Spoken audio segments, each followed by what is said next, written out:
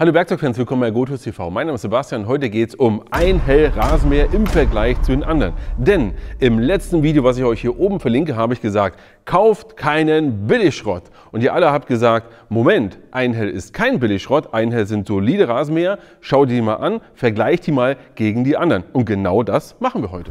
Und natürlich gibt es wieder etwas zu gewinnen. Und zwar einen 250 € Einkaufsgutschein bei GoTools. Alles, was du dazu machen musst, ist unten in die Kommentare deine Meinung zu den Geräten zu schreiben. Was findest du gut, was findest du schlecht oder was ist dein Liebling? Heute also wieder das Thema Rasenmäher. Ist ja auch so ein bisschen die Zeit dafür. Und hier haben wir heute zwei Einhell Rasenmäher dabei. Unter anderem, wenn ich es richtig gelesen habe, ist das hier Sieger Stiftung Warentest gewesen. Einhell Akkurasenmäher im Preisbereich ohne Akkus 300 €. Deswegen, wir schauen uns, meistens gibt es diese beiden Rasenmäher nur mit Akku. Wir sagen aber, okay, nee, wir wollen jetzt bereinigte Preise. Deswegen habe ich von diesen beiden Geräten, von Einhell und Einhell, jeweils die Akkus quasi bewertet und vom Preis abgezogen, damit wir wirklich Preise gegen Preise vergleichen können. Denn diese beiden hier zum Beispiel oder auch den Milwaukee, der ist ja ohne, wir haben die ja immer solo verglichen. Und wenn du das andere Video noch nicht gesehen hast, schau dir das bitte mal an. Das verlinke ich dir mal hier oben. Da haben wir ja Metabo, Bosch, Dewalt, Milwaukee und Makita verglichen. Ja, ich habe hier Dewalt und Makita nicht dabei, damit es nicht noch breiter hier wird. Wir blenden die beiden Geräte aber hier mal ein. Und jetzt haben wir hier zwei Protagonisten, das sind die, die wir gefunden haben von Einhell, wo wir gesagt haben, naja, das macht total Sinn, die wirklich mal zu vergleichen. Denn wir haben hier einmal einen Akkurasenmäher, der keinen Radantrieb hat. Das heißt, wenn wir den jetzt hier mal so hier daneben stellen, dann geht er in diese Richtung. Ja? Die beiden hier haben ja auch keinen Radantrieb, sondern sind einfach starke Rasenmäher. Ja? Und hier haben wir einen Einhell mit Radantrieb, das heißt, er muss sich hier gegen den Milwaukee messen. Radantrieb, hier auch Radantrieb, so wie der Makita es auch hätte. Aber wichtig ist Folgendes, wir haben ja hier bei dem Gerät einen Preis von rund 400 €. Und wir haben hier bei Milwaukee, das ist eines der günstigsten der Top-Marken, ein Gerät mit 600 bis 650 €. Also 200 bis 250 € nochmal mehr von Milwaukee für erst einmal Rasenmäher mit Antrieb. Und hier haben wir 300 gegen Metabo 350 €. Auch hier haben wir einen Akkurasenmäher ohne Radantrieb. In etwa gleicher Konfiguration. Ja? Und jetzt werden wir genau uns mal diese beiden Geräte anschauen und vor allem auch testen, wie sie schlagen gegen die Profis. Wir werden auf jeden Fall gleich mal mähen, aber natürlich gucken wir uns das Gerät mal zuerst an. Welches haben wir hier? Als erstes das GECM 3643 LIM. Der Name ist ja gar nicht so doof, weil wir haben hier ein 36 Volt Gerät mit einer Schnittbreite von 43 cm und einem Lithium-Ionen-Antrieb. M steht halt für möchte Rasen mähen, was weiß ich. Ist auch egal. Was bei dem Rasenmäher sofort auffällt, gegenüber den anderen hier, wir haben hier Bosch zum Beispiel mit 450 €, Metabo mit 350 €, hier ja ein Gerät mit um die 300 €. Wenn wir uns das hier mal angucken, hier alles Metall. Metall. Hier unten alles aus Metall. Wenn wir jetzt hier mal gucken, ja, Test hier auch Metall. Das hier Plaste, das ist alles Plaste. Und wenn wir jetzt mal Folgendes uns angucken, dann sehen wir hier, also allein das hier nervt mich ein bisschen, muss ich ehrlich sagen, das geht auch nicht fester. Aber das hier ist wirklich sehr viel Kunststoff. Und jetzt fangen wir mal vorne an, beziehungsweise fangen wir doch auch mal eher unten an. Wir schauen uns das Gerät mal wirklich von unten an. Auch hier sehen wir Kunststoff, alles Kunststoff. Das Einzige, was hier Metall ist, sind hier eigentlich die Wellen und das war es eigentlich. Hier natürlich auch der Motor hier innen drin, das hier ist natürlich auch Metall, aber schon echt eine richtige Kunststoffparty. Ist mir persönlich ein bisschen zu viel Kunststoff. Auch die Räder hier wackeln so ein bisschen mehr als bei den anderen Geräten. Das ist alles nicht in der Wertigkeit, wie die anderen Geräte sind. Aber das erstmal vorweg. Wir haben ansonsten nur Metalldecks hier. Ja, alles andere ist aus Metall, außer von genau diesem Gerät. Gut, gucken wir weiter. Was sehr interessant ist, ist Folgendes, was ich wirklich cool finde, ist das hier. Der Haken, wenn wir hier das Gerät hoch und runter stellen, das können wir einhändig machen und wir haben hier auch eine sehr schöne Skala. Wenn wir uns das mal angucken, können wir hier wunderbar von 25 mm jetzt hier nach oben gehen und ich brauche hier nur mit einer Hand drauf. So, und es fährt nach oben bis 75 mm nach dort. Und das Ganze einhändig, das finde ich schon echt gut gelöst. Das macht schon Sinn. Ja? Tolle Sache. Hier sehen wir jetzt erstmal die Akkus. Machen wir mal auf. So, haben wir hier unsere beiden Akkus drin. Kann man recht einfach rein und rausnehmen. Haben wir auch unseren Schlüssel. Ja? Ohne den können wir das Gerät nicht starten. So, das hier an der Stelle, aber nur 2 Akkus drin. Hier Griff zum Halten oder zum Transportieren. Hier hinten haben wir unseren Fangkorb. Er ist komplett aus Kunststoff. Ich persönlich bin gar kein Fan von Kunststoff. Warum? Weil mein alter Rasenmäher hatte Kunststoff, hatte einen ähnlichen Kunststoffkorb und auch Akkurasenmäher. Und irgendwie ist das immer schwer, den leer zu machen. Wenn du so feuchteres Material hast, setzt sich das in allen Ecken und Kanten fest und bleibt da kleben. Diese hier, wie hier der aus, ich sag mal, Nylonstoff, ähnlichem, oder von den anderen Geräten, da geht das Gras, der Rasen halt schon ein bisschen besser raus. Sei es drum. Das ist so meine Meinung. Auf jeden Fall können wir hier aufmachen, das Ganze abnehmen und haben hier jetzt unseren Fangkorb. Und bei dem Fangkorb haben wir ein ordentlich großes Volumen, haben hier auch einen schönen Griff nochmal, um ihn hier so leer zu machen, ja, oder hier nochmal so anzufassen. Das ist eigentlich schön gemacht.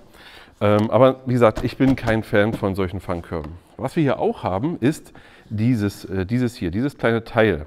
Nämlich, das hier ist dafür gedacht, wenn wir, hier sieht man das ganz gut, wenn das hier unten liegt, dann, der Rasenmäher ist in Betrieb, dann ist es voll. Wenn er hier so leicht aufgeht, so immer so auftüdelt hier, so schön, dann geht genügend Luft hier durch, ergo, das Gerät ist nicht voll, bzw. der Fangkorb ist nicht voll. Es sollte hier einfach anzeigen, wann er voll ist. Es macht total Sinn, haben auch andere Geräte, wie zum Beispiel hier bei dem größeren von Einhell. Da ist es so, wenn das hier hochflattert, dann ist es auch dort so, dass es noch nicht voll ist, und wenn es unten liegen bleibt, dann ist es so. Haben auch andere Hersteller, aber auch nicht alle, ja, von denen, die wir hier stehen haben. Zusätzlich ist es so, dass wir so ein Rasenmäher ja eigentlich nicht nur betreiben wollen, sondern in der Regel steht er ja rum. Ja? Wenn wir kein Rasenmäher, was machen wir mit dem Rasenmäher? Wenn wir also kein Rasen mähen, was machen wir dann mit dem Rasenmäher? Ja, irgendwo hinstellen. Naja, aber dann wäre es ja eigentlich gut, wenn wir den hinstellen könnten in der Form, dass wir ihn aufrecht hinstellen und schön platzsparend hinstellen. Wir blenden hier mal ein, wie es zum Beispiel bei dem Bosch oder Metabo ist, wenn wir das einfach nehmen, das umklappen, ja, da können wir diesen Hebel hier umklappen, an die Wand stellen und dann steht er da von selbst und wunderbar platzsparend vor allem auch. Das geht hier nicht. Ich kann das nicht umlegen, sondern, besser gesagt, ich kann es umlegen, habe aber keine Möglichkeit, ihn hinzustellen. Das würde dann einfach umfallen. Ja? Was ich schon machen kann, ich kann diese Dinge hier, also den Bügel, den wir hier haben, den kann ich schon umlegen. In der Form, dass ich das hier einfach abklappe. So, also umlegen, um halt eine andere Höhe einzustellen. Oder auch für euch, um irgendwas, ja, irgendwie im Gartenhaus besser zu lagern vielleicht. Aber so richtig Sinn macht das eigentlich nicht. Weiß ich nicht, müsst ihr entscheiden. Schreibt es mal unten in die Kommentare. So, stellen wir wieder zurück. Hier haben wir 3 Möglichkeiten, das einzustellen. Ich stelle es mal diesmal auf die Mitte. Das geht eigentlich recht entspannt. Und das geht auch nur auf die 3 Positionen, die hier markiert sind. Ja? Und mehr ist an dem Gerät eigentlich gar nicht zu sagen, weil wir haben ja keinen Antrieb, wir haben keine weiteren Besonderheiten, da ist eigentlich nicht mehr. Ja? Wir können jetzt hier mal anmachen, indem wir zuerst da drauf drücken und dann ziehen.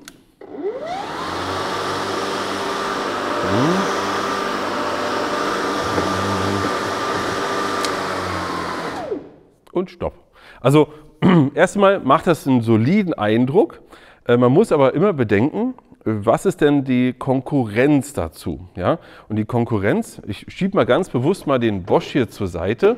Der Bosch der kostet einfach mal 450 €. Also mal einen guten Zacken mehr als hier 300 €. Wir nehmen den mal und schieben den mal weg. Aber nehmen wir doch mal den Metabo daneben als Konkurrenzprodukt. Hier ist es einfach im Verhältnis, der kostet 50 € mehr. Ja? Und für 50 € mehr bekommst du hier das Ganze aus Metall. Das ist komplett Metall, möglichst wenig Kunststoff verbaut, damit es eben auch langlebig ist. Du siehst auch hier die Verstellung zum Beispiel, also hier die Verstellung zum Beispiel der Höhe. Ja? Das ist alles aus Metall. Metall, Metall, Metall. Überall Metall, auch hier der Hebel, alles Metall, um ihn von oben nach unten zu stellen, alles Metall. Das ist eben dafür gedacht, dass wenn Kunststoff altert, bricht es irgendwann. Häufig ist es ja gar nicht die Benutzung, weil gerade als Privatmann benutzt du so einen Akkurasenmäher gar nicht so häufig. aber er steht sich mit der Zeit tot. Ja? Und das Metall altert, Metall sagt schon, das Kunststoff altert und bricht dann irgendwann. Hier haben wir das nicht. Den können wir auch hinlegen. Und wir haben natürlich ein sehr kräftiges Gerät. Ob der kräftiger ist als der Einhelm, das werden wir nachher auf jeden Fall nochmal testen. Ich wollte nur sagen, das ist so die Konkurrenz. Und wenn du jetzt hier im Verhältnis die beiden siehst, würde ich sagen, für 50 € mehr bekommst du ein deutlich hochwertiges Gerät, mit dem du nochmal einiges länger Spaß haben wirst. Und ich glaube, bei dem hier könnte sein, dass relativ schnell Ermüdungsbrüche sind. Aber das kann ich nicht testen, wer weiß das schon. Wenn es aber auf den Euro ankommt, wer weiß. Wenn ihr natürlich schon Metabo-Geräte habt oder vielleicht auch Bosch-Geräte habt, dann seid ihr natürlich noch näher dran. Dann habt ihr hier natürlich, ich zeige es euch nochmal, hier, habt ihr natürlich die Akkus schon und braucht die nicht extra kaufen. Ja? Schreibt ihr mal bitte gerne in die Kommentare, sagt ihr, eher zum Beispiel der Metabo oder der Bosch oder eher der Einhelm. Würde mich super interessieren.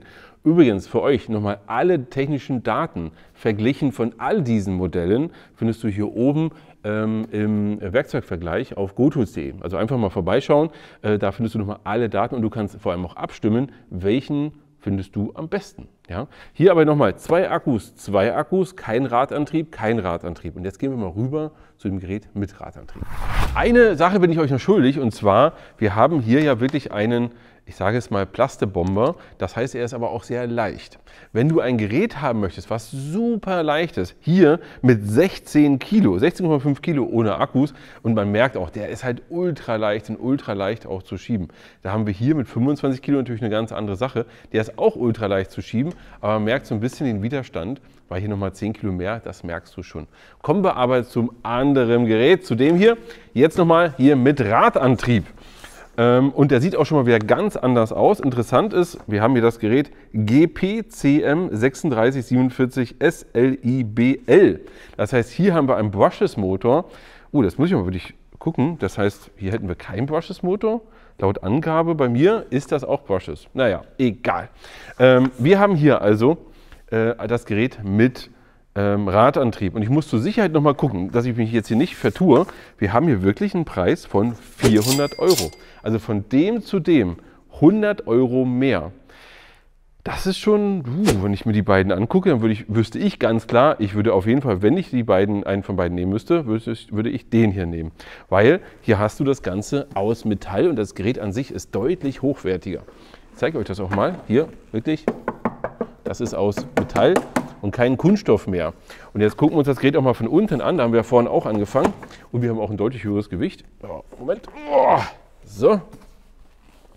Und ihr seht jetzt hier, man hört es vielleicht auch, Metall, Metall, Metall. Hier alles Metall, Metall, Metall. Was ich ein bisschen merkwürdig finde, den Radantrieb, den hat man hier direkt auf der Welle. Und hier unten sieht man die ganzen Kabel und so. Weiß ich nicht, bei den anderen ist das nicht. Da sieht man das hier nicht, das ist gekapselt, damit, wenn das Ganze, ihr wisst ja genau, wie so ein Rasenmäher aussieht, wenn du ein paar Mal benutzt hast, dann ist hier da eigentlich alles voll mit, macht ihr das sauber? Vielleicht bin ich ja der Einzige, der das nicht macht. Also schreibt das mal in die Kommentare. Wie macht ihr das eigentlich? Macht ihr jedes Mal das hier penibel sauber oder nicht? Das ist eine gute Frage. Naja, sei es drum. So, also hier alles aus Metall erstmal, deutlich hochwertiger. Okay, dann haben wir hier an der Seite den Hebel, um die Höhe einzustellen. Ja, schauen wir mal. Nach unten geht mit einer Hand, nach oben, nee, nach oben geht es nicht. Da muss ich aufstehen und ja, ein bisschen nachziehen. Aber auch das geht. Ja, auch das kann ich verschieben. Dann haben wir hier die Möglichkeit, erst einmal das hier zu lösen. Moment. So. Und können hier einen Auswurf anbringen. Das machen wir etwa so. So, genau. Jetzt kommt hier das Gras raus. Und wir müssen jetzt nur noch hinten das hier, also den Fangkorb abmachen, das hinten einsetzen, damit das Gras nicht hinten doch noch irgendwie ausgeworfen wird, wenn der Fangkorb ab ist. Ja?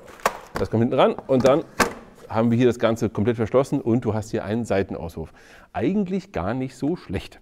Wenn wir jetzt aber gerade hier hinten schon sind, dann haben wir hier unseren Fangkorb, diesmal jetzt hier aus beweglichem Stoff oder aus Nylon. Mag ich deutlich eher, weil du kannst auch deutlich schneller sauber machen, schnell mal einen Schlauch hier, schnell mal rüber und dann ist das Ding sauber. Du hast hier auch Folgendes, was ich vorhin schon gezeigt habe. Du hast hier deinen Ja, hier die Möglichkeit, wenn das hier hochgeht, dann weißt du auch, läuft. Und wenn das hier unten ist, dann ist voll, musst du loslegen. An der Stelle hier sehen wir eine Besonderheit. Und zwar, wir sehen hier 4 Akkus. Ja? Wir haben hier Bank 1 und Bank 2, oder ich glaube es ist sogar andersrum, Bank 1 und Bank 2. Aber ihr müsst nicht alle Akkus drin haben, sondern es reicht immer, wenn eine Bank belegt ist. So, der richtige Sinn davon erschließt sich mir nicht, weil ich könnte ja auch einfach, wenn 2 Akkus leer sind, mal schnell hingehen, die wieder laden und wieder rein. Ich weiß es nicht. Also schreibt gerne mal in die Kommentare, warum hier unbedingt 4 Akkus drin sind. Ist bei Makita ja auch so. Wahrscheinlich, dass man einfach kontinuierlich länger arbeiten kann. Aber das ist eher was für Profis. Und Profis würden wiederum kein Einhell nehmen. Vermute ich jetzt mal. Weiß ich nicht. Irgendwie komisch. Egal. Haben wir drin, denn wir haben hier ein 36 Volt Gerät, genauso wie den kleinen Einhell, den hier oder auch Bosch und alle anderen Geräte sind auch 36 Volt Geräte. So, dann hat man gesagt, Metalldeck, lass mich überlegen, wir haben hier kein Licht, kein gar nichts. Der Milwaukee hat ja Licht hier eingebaut. Er hatte völligen Quatsch erzählt, natürlich hat er Licht, auch wenn ich nicht weiß warum, aber das hier ist richtig Licht.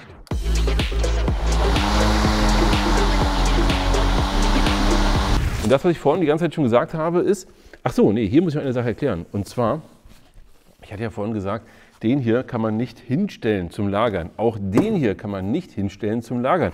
Wir haben schon gedacht, wir sind irgendwie ein bisschen begriffsstutzig, kann man eigentlich sagen, und haben es aber ausprobiert. Und zwar haben wir jetzt mal wirklich das hier genommen, umgelegt, versucht hinzustellen, der fällt halt immer um. Entweder habe ich hier irgendwie noch nichts gefunden, wie das geht, dann schreibt es gerne mal in die Kommentare. Ich weiß nicht, wie es sonst gehen soll, ergo, den kann man aus meiner Sicht nicht hinstellen, sondern er hat halt immer diese riesige Form.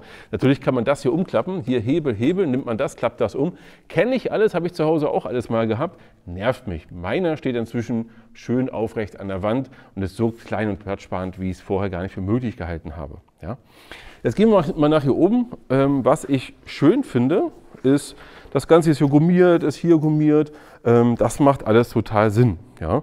Wir haben jetzt hier 2 Hebel. Warum 2? Ganz einfach, weil wir haben einmal einen Hebel für den normalen Rasenmäherbetrieb. Da können wir raufdrücken. So. Oder geht er los? Oder wir haben auch die Möglichkeit, hier unten zu ziehen für den Radantrieb. Ich zeige euch das mal von der Seite. Ich drücke hier nicht drauf, sondern ich möchte jetzt eigentlich nur fahren. Das geht nicht. Wie geht das denn?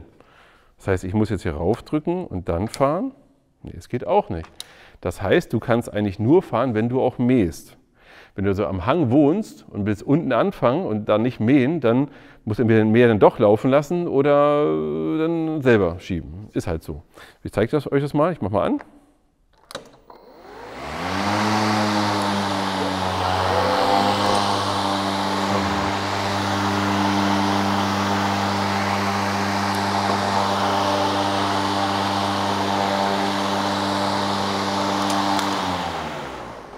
Ja, ihr habt gesehen, er rollt so vor sich hin und jetzt nicht falsch verstehen. Ich wollte jetzt nicht sagen, dass er irgendwie schlecht antreibt, sondern er macht das ganz normal. Ich kann hier die Geschwindigkeit hoch und runter drehen, das funktioniert. Was man aber merkt, ist eine Sache, die ich ein bisschen komisch finde. Gefühlt ist der Motor immer, ich sage es mal, eingekuppelt. Das heißt, wenn ich jetzt hier rolle, rolle ich immer gegen den Widerstand des Motors, die ganze Zeit. Wenn ich ihn also ohne Motor betreiben möchte mal, dann fühlt sich das irgendwie komisch an. Also es ist auf jeden Fall ein deutlich höherer Widerstand. Wenn wir uns jetzt hier zum Beispiel mal Milwaukee angucken, ihr seht das hier, ja, da ist kein Widerstand, der Motor ist quasi ausgekuppelt. Wenn ich ihn anmache, wenn ich das Gerät anmache, Moment, Sekunde, genau, so runter.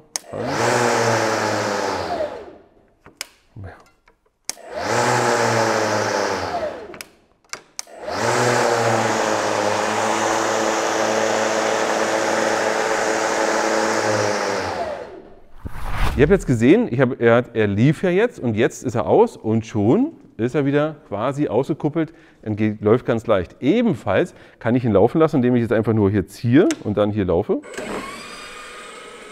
Ja, das geht. Die Möglichkeit habe ich hier nicht gefunden. Also ich wüsste zumindest nicht, wie es läuft, wie es gehen soll. Dann gibt es hier noch eine Sache, und zwar es gibt hier auch einen Eco-Modus. Das heißt, ich drücke hier auf den Knopf, zack, und dann nimmt er ein bisschen Energie raus, dreht auch nicht ganz so schnell, so damit der Akku eben etwas länger hält. Ansonsten sieht man hier oben auch, auf welcher Bank er gerade ist, Bank A, Bank B, wie voll der Akku ist. Das finde ich eigentlich sehr löblich, dass man hier das wunderbar sieht. Und ich würde sagen, an der Stelle, wir sollten jetzt mal raus und Probe mähen.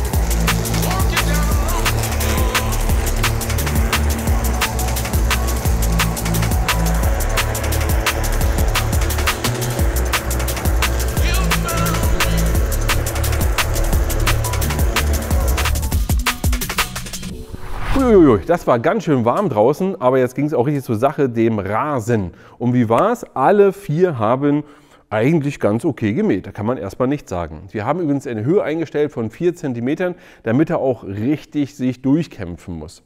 Und wir haben auch gemerkt, beim Anmachen war es durchaus so, dass hier der kleine Einhell erstmal so los wollte und dann ging es richtig los. Was ich vorhin übrigens noch nicht gesagt habe bei dem Kleinen hier, er hat so einen Automatikmodus. Das heißt, wenn er nicht genügend Last hat, dann tut er ein bisschen runter und wenn viel da ist, dann tut er hoch. Hatte ich eben auch an einer kleinen Stelle, dass er gemerkt hat, oh, hier ist gerade nicht so viel, da war es ein bisschen platt und da hat er runtergetut und dann ging es wieder los.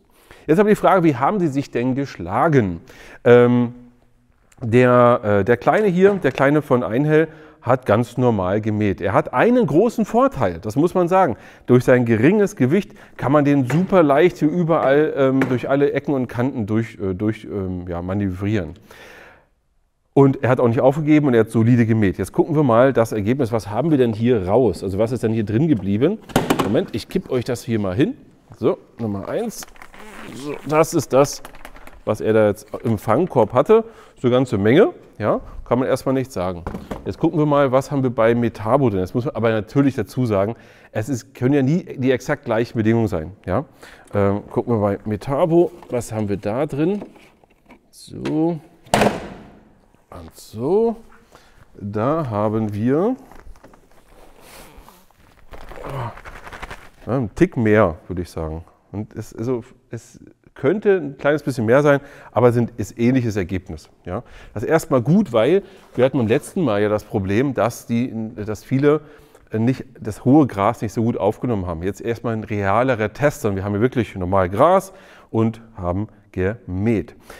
Zwischen diesen beiden ist das Ergebnis eigentlich aus meiner Sicht relativ klar. Für 50 € mehr bekommst du hier einen Rasenmäher, der deutlich robuster ist, der deutlich länger halten wird und aber halt auch 10 Kilo mehr wiegt. Ja, wir haben auch eine etwas größere Schnittbreite, aber am Ende musst du für dich entscheiden, ist es halt die 50 € mehr oder weniger wert, in welchem Akkusystem bist du.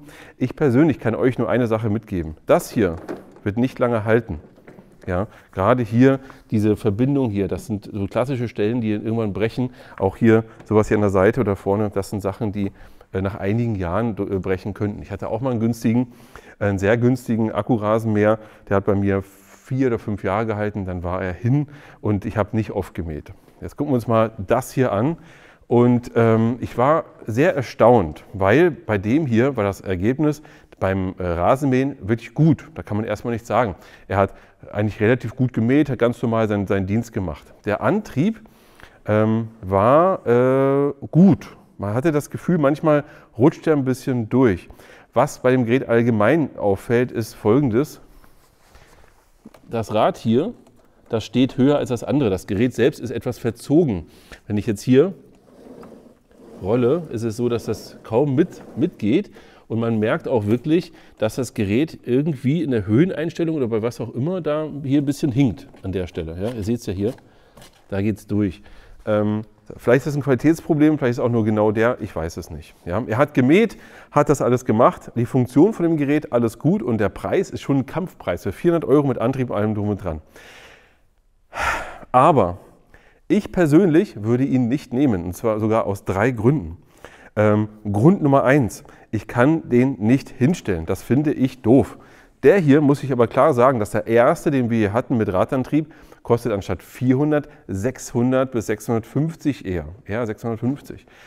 Das sind 250 € mehr. Das ist mehr als die Hälfte, als das Gerät hier kostet. Das ist schon heftig. Aber er hier, der Radantrieb funktioniert. Aber wenn ich ohne Radantrieb fahre, ja, dann schiebe ich die ganze Zeit gegen den Motor. Auf ebener Strecke hier habe ich gesagt, ach naja, ist okay. Im Rasen und du hast keinen Antrieb laufen, hast du das Gefühl, du drückst gegen so einen Felsen gegen. Das ist schon echt schwer. Also ich weiß, dass viele jetzt sagen, ja, der übertreibt doch und will das alles schlecht machen. Nee, gar nicht. Sondern es ist wirklich so, dass er in dem Moment dann so, oh, also man muss wirklich man hört das auch ein bisschen. Schaut mal hier, der fährt nicht weiter. Wenn ich den hier schiebe, mit derselben Energie. Und das ist halt, das ist eine Sache, das nervt mich ein bisschen. Als erstes hatte ich gesagt, kann man nicht hinstellen. Zweites, Radantrieb, also es läuft die ganze Zeit. Und das dritte, man kann den Motor nicht benutzen, ohne das Gerät einzuschalten. Das, was ich halt hier kann, dass ich sage, okay, ich fahre halt einfach so, geht bei dem hier gar nicht. Ich muss immer den Motor anmachen. Das heißt, ich kann nicht von mir aus sagen, ja, ich fahre ihn jetzt mal irgendwo hin, wenn ich jetzt im Gelände bin und ich muss immer das Gerät arbeiten und arbeiten und arbeiten lassen. Das finde ich echt nicht gut. Ihr schreibt mal in die Kommentare, was sagt ihr denn? Welches Gerät würdet ihr dann kaufen? Beziehungsweise welches Gerät findet ihr besser? Würdet ihr zum Beispiel eher den oder eher den kaufen? Jetzt schauen wir uns auch mal das Mähergebnis an. Ja, das sieht gut aus, wie die anderen eigentlich auch. Und jetzt gucken wir noch mal bei Milwaukee. Der hatte beim letzten Mal bei den hohen ein bisschen Probleme, beim hohen Gras, wie der abgeschnitten hat. So, und so, ja, auch jede Menge drin. Also wir sehen, mit normalem Gras ist gar kein Problem. Da machen sie alle einen guten Dienst. So, ihr seht jetzt also, das ist so eine Preis-Leistungs-Sache. Ja? Wenn ihr absolut das Billigste kaufen wollt, also das Günstigste und trotzdem einen soliden Mäher, der vor allem der noch arbeitet, könnt ihr den nehmen für 50 € mehr. Das ist, glaube ich, wie sagt man so schön, das ist ein No-Brainer. Ja? Bei dem hier ist es die Frage, ist dir das wert oder ist dir das nicht wert? Möchtest du hier ein Einsteigergerät haben und kommst damit hin? Das schreibst du bitte in die Kommentare und solange ran ans Werkzeug und bis zum nächsten Mal.